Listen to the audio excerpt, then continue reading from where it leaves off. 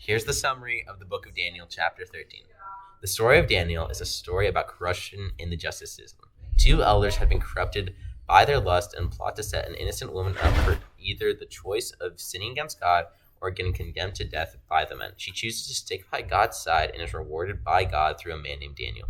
Daniel is a prophet for God. Daniel questions them, finding evidence against their lies. They are put to death and innocent lives are spared. Our first topic is, what is the role/responsibility of a leader? Greer, do you have any insight into that? I think a leader, from what I've researched, is really just in the book of Daniel. Daniel really came in and helped, he helped an innocent woman, not be put to death. And there's really been a lot of modern people who have, stepped into the role of a leader like that, because they've shown it, how Daniel sort of showed everyone that maybe the evidence we've been presented with is not maybe true. Maybe there's another side to the story that you haven't been seeing. And so many people have been put to death wrongfully, only for us to uncover later by somebody who's became a leader like Daniel, showing that maybe this person was actually innocent, and that our initial judgment might have been wrong. And people like Daniel, sometimes it doesn't always happen, Sometimes the person dies, and then after we go, oh, well, somebody comes up as a leader, like how Daniel was a leader, and goes, oh, guys, I think we were wrong on this. But, true leader, being Daniel, stepped up while it was happening and stopped an innocent woman from dying. Yeah, I think we can actually look at the inverse of this to figure out what a good leader was. We saw the elders in the story; they were bad leaders because they basically exploited their position of power, and they made it so they could just put someone. They were in a position where they could put someone to death without suitable evidence, just word of mouth. So we can see that Daniel, being sort of the inverse or foils them, is he brings up and says and protects this woman. He's a good leader because he isn't trying to exploit for his own gain, basically. Anyway, but that brings us into our next topic: women before the law. Okay. Women before the law. Okay. What do you think about women before the law? Do you think there's do you think there's sexism in the court system? Do you think?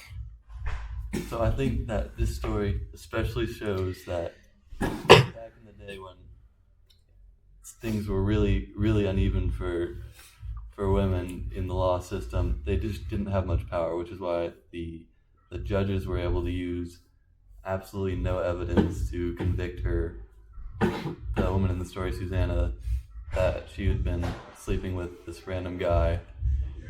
And basically they just had no power, and then God came in and through Daniel was able to sort of equalize the power and help the Israelites and sort of close that gap a little bit. So you're saying before women sort of needed somebody to step up and be the voice for them, because before, what we have now, women wouldn't be equally as represented. And God showed that through sending Daniel down to help her. Yeah, I feel nowadays there's probably more. There's not more, but there's better representation for females in the court, so they're not so they don't need someone to come step up for them. They have people are listening to their cases more, and there's more progress, basically. But Greer, do you want to tell us a little bit about how 4 to 6 people are convicted are innocent? Yeah, that was really a surprising statistic when I saw it.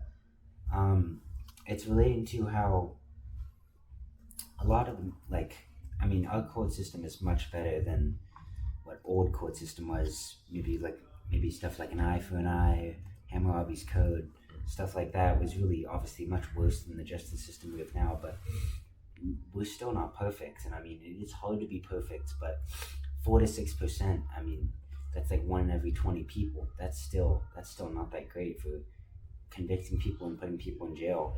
I researched some of the most famous wrongful convictions. Well, let's hear one. One of the biggest was the Central Park jogger case, otherwise known as the Central Park Five. This happened back in 1989, and the outcome of this one was that, I mean, 5 men were accused of a crime that they did not do, and they were just in the wrong place at the wrong time. And the evidence really just was not great. I mean, these men got convicted off just barely any evidence. I mean, and we found out later that there was a guy who actually had done the crime against this woman who was, speaking out because she thought it was these 5 men, but I mean, it wasn't even close.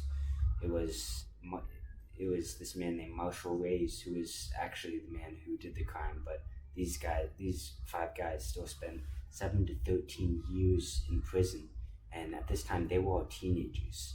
When was this?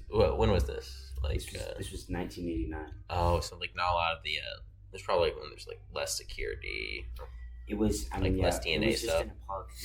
The situation was that there was about 30 people who went into a park. And there was just and they were just attacking some people, just overall bad things. And these 5 men were just in the wrong place, and they'd all been convicted. Now they're known as the Exonerated 5. And this is one of the big cases that really sparked national news and sparked Black Lives Matter movements and just movements about how. Because another one of the interesting statistics is that it's about 40% of people who are put on death row are black, and so this really started a movement about how there's a bit of there was racism in the court system. I think there's obviously less now, but there was definitely a lot. There was more back then, and that led to just black people could just be put in jail much easier than white people, and maybe even put on death row. And how does that relate to Daniel? It really relates to Daniel because, these women obviously had very little evidence put against them, and they were still convicted, just as these 5 men had very little evidence. There wasn't even DNA evidence on these guys, which is how they eventually caught the other man. But it was really it was the same situation about how these women had so little evidence and were still put in jail, just as these men had so little evidence put in jail, and they were each their own sense of minority. Because women in that time were definitely a minority, and just not a minority, but they had less rights than comparable to a minority now. More easily convicted, and now in 1989, black people obviously were in sort of the same situation as women were back in Daniel's time. But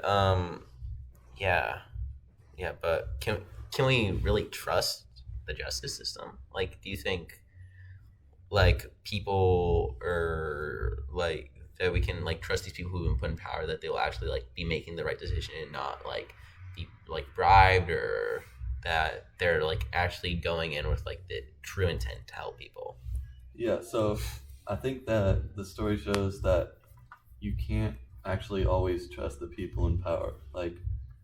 Studies show that most abuse and stuff is done by people in power, and Daniel's story shows that it sort of connects that God is the reliable source. Susanna couldn't trust these 2 men, and they tried to put her to death, but she trusted in God to save her, and God did come down and save her. So that sort of connects to modern day, where people don't really think that the government is trustworthy, so they have to find something higher to believe in or trust in. What do you think modernly, if that's even a word, what do you think the modern things are that are making us distrust our government more? Do you think it's more of them redacting information, them maybe not telling us everything we want to know, or is it just them maybe suppressing our rights through the justice system? Do you think that our government now is being more restricted than it was, or do you think it always has like shown a pattern of like us like having to fight for what we like want or like deserve? I think there's definitely a pattern, but in the modern age when everything is online and so much more of stuff is open to the public or at least findable in some way, there's always going to be some way to fact check or find something. And back in Daniel's time, you couldn't do that. It was pretty much all the evidence was eyewitnesses or testimony. So you just really couldn't Like a couldn't connect bloody it. dagger that they found at the crime scene of the crime. Mm-hmm. Yeah. What do you think, Greer? What do you think is like creating distrust in our government? I think one of the big things that creates distrust in our government is just like, I mean, evidence obviously, and just like has come a long way. And that was one of the big reasons that there was a lot of distrust probably back then, is that there was just Lack of evidence. not enough evidence to really get a solid conviction.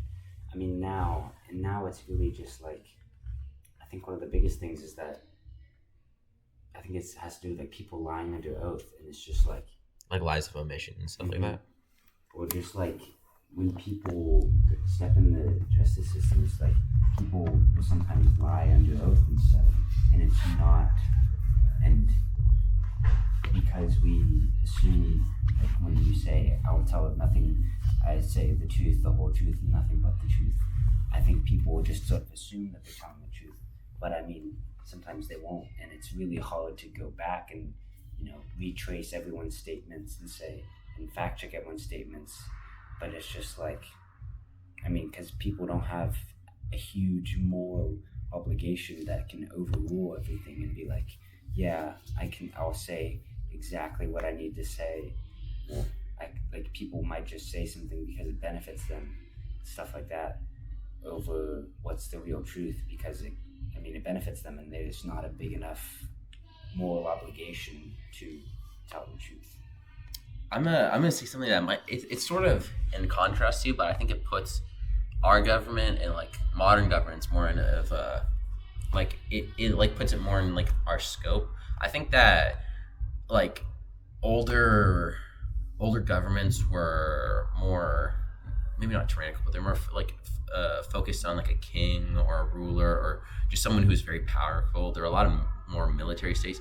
Do you think fear drove people more? Yeah, I think back then maybe like fear, because they were at the whim of one person, where now I feel like it's probably more fair because we have more people, like there are more people like arguing for our rights, because Power is divided up. yeah, there's more. The power is divided, and like during Daniel's time, he served under probably 3 different kings in like the span of his life, which is kind of crazy. Like we could say like it's comparable to presidents, but that's more democratic, and there's still the power is still more divided. Like it's not like a tyranny here. Okay, we've been talking a lot about how Daniel is a prophet. Amalio, what does a prophet mean? Like, what is a prophet?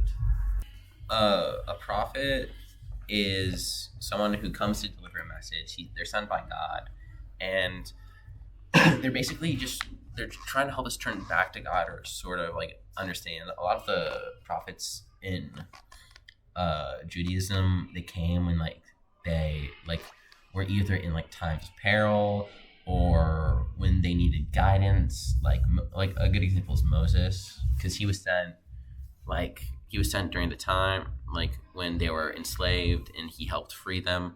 But Daniel is a prophet. He came at a time. Well, he came at around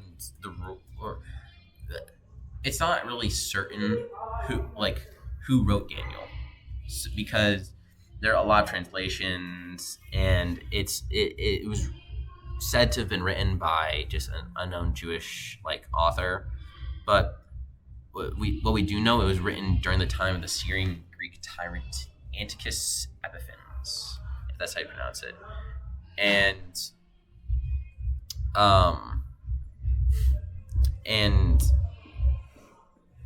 during this time, there were he was a very strict ruler, so it'd have been nice to have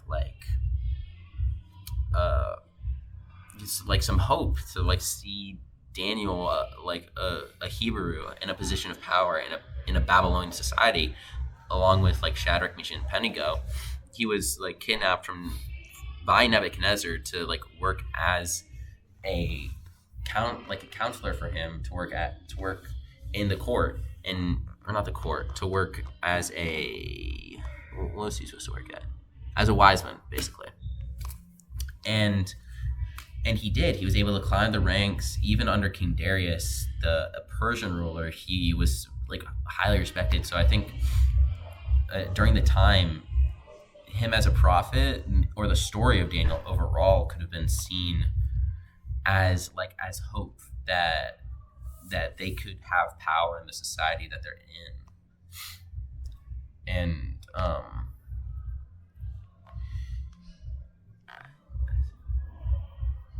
how do you think Daniel is like prophetic in like Daniel 13? Because we don't know if that's like actually Daniel, because it was one of the additions that was added from like a Greek translation. So like, how is he prophetic in that? So in Daniel 13, it's an allegorical story. Like, he lays out his message metaphorically. It's about how God provides so good can win over evil, and his people can continue to thrive. So Susanna was innocent, was sentenced to death, but Daniel was sent by God to save her. And Daniel went through and revealed the two judges' sin, and they were sentenced to death for bearing false witness. The village condemned them to the fate they had planned for their neighbor, which shows God's will. Susanna was going to be executed because of the judge's sin. God saved her, causing integrity to prevail. The main prophetic literature in this passage was showing God's support for his people, and that if you look to God in a difficult situation, you can be saved. When Susanna was in such a bad place, and she prayed to God to save her instead of sinning against him, and he sent down Daniel to save her.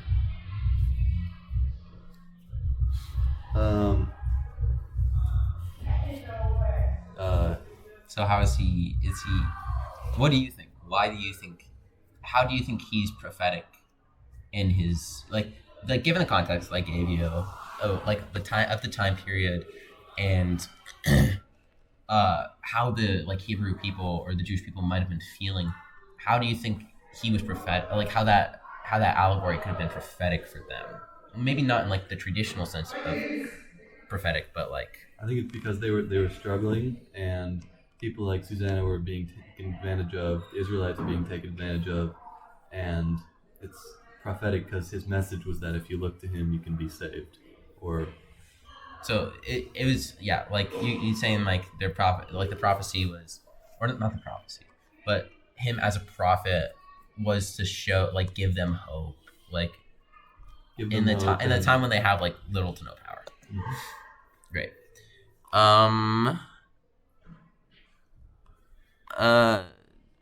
Do we have any modern examples of Daniel and people, like people who like gave evidence that maybe like helped counter the case? Yeah, I mean, I don't have many names of people, as they just didn't really list them in the cases of the people. They're probably like redacted for like safety. Yeah, it didn't really list people who came forward in the cases to show that, but there's always lots of examples of people. Daniel even though they're not listed in the cases, I mean, the whole reason that these stories have been written about wrongful conviction was because somebody did something like Daniel did and came forward and presented maybe either new evidence or just a new mindset to the trial about why somebody might be innocent. And in like the story, the people who are accusing might not be telling the whole truth. So like a lot of the more people just recent or just like people giving evidence that. For an absolute minute. Yeah, we're filming like a 20-minute podcast. We did a 22-minute. Well, Almost done. Are you still filming? we're 24 minutes in, so. Oh, dude. Hey, Mr. Martin, it's me again. You just saw 22 minutes of me talking. You probably don't want to hear any more of me talking, but you get to because you're lucky. And yeah. Okay. Bye, Landon. Alrighty. Landon, do you actually want to add anything on our podcast? What's your message? Actually give me a personal perspective because I'm an outside source. I don't know what you guys. Okay. Mr. Martin, we have a new person walking in our set. It's Landon Ernst. Landon Ernst. We were talking about corruption in the justice system because a lot of our story, Daniel, talks about corruption, how Susanna was like wrongfully accused by two elders, like people who were in positions of power. Okay. And so is this more applicable to like the Senate and like bigger parts of legislation system, like the Senate? And it's more I'd say it's more smaller cases. Now. Yeah, smaller cases. Okay, gotcha. Stuff like that. like how people could like give like incorrect evidence or something like that. Like what's your opinion? Do you think that the government is sort of like not even taking it? It's like they're given too much power. I think in some cases you have where everybody has their own personal perspective on what they want. They have their own agenda. Whether it's in the bigger deals where they just want power and they want that. I think we've had some pretty insane leaders over the years. Mm-hmm. So I think that's a case. And I think sometimes I'm not going to say, I don't know anything really about judges, but it's obviously like, I don't think you're going to have a senator. I don't think a senator should be worth $60 million because they worked for it. I think it's just stuff that's probably corrupt. Like trading. So you think there's like a lot more corruption in like the modern government? I'd say there's corruption all over the place. I think those are good examples. I don't really know what your whatever's about, but to that, yeah. I mean, I don't really know. There's obviously going to be all your small cases and stuff where it's like in law systems and stuff like that. So, yeah. Okay. Thank you, Dan. That was probably not a good example because I don't really know what the hell you're talking about. Hey, but thanks for the insight. I'll always enjoy talking. So, alrighty. Thank you. Whatever you're going to wrap up. I probably didn't help that out at all because I just talked more. Got it. Wasted more time. Bye. Yeah. Okay. Bye. Okay. Now, reading our final analysis All right. is not Oliver Leger because. So here we go. I'm gonna just read this quickly because Mr. Martin's upset at us. We gotta go. You're upset at us. Guys. I'm sorry, Mr. Martin. How does our prophet's message fit into the larger story of the Bible? Our prophet's message is that if you're struggling, you can look to God to save you. Susanna looked to God when she was about to be falsely executed by God. God sent Daniel to save her. It's also about God helping his faithful people win over the evils set against them. Susanna was righteous and followed her morals, and the two judges who sinned against them were going to kill her. God saved her by destroying the evil.